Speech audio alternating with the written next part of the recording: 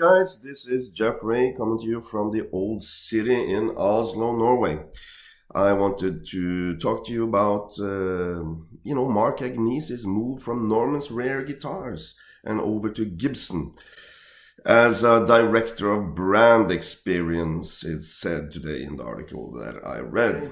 So at first I was, damn, who is going to run? Who is going to do guitar of the day? No one can fill those shoes. Let's talk about Mark Agnesi just for 1 second. The guy he's a fantastic guitar player. Just to start there, the guy can play, I don't know, all songs known to man, more or less. And also his knowledge about guitars, insane. I mean, I've been watching the show for 3 years, and I think I've learned something each time, and every time I watch the show. The guy is like a walking encyclopedia when it comes to guitars. So yeah, and of course he's also a fantastic salesman as well.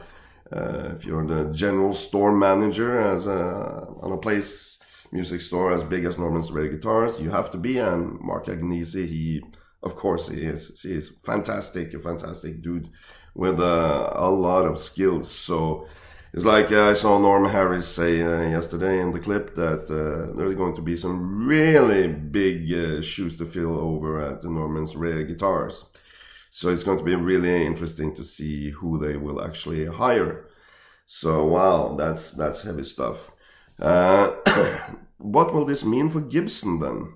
Well, I think for Gibson this will mean that more or less their future is insured. I was watching an interview with the new CEO, JC, over there just a couple of days ago.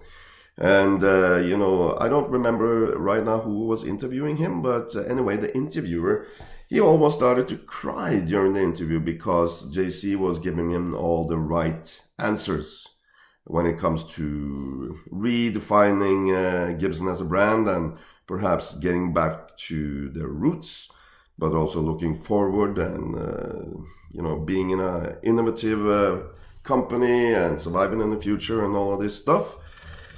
So I was really blown away by it. I thought it was great, and I thought that, okay, they found the right CEO for this job. So, and I also saw that JC said a lot about stuff that is already happening at Gibson.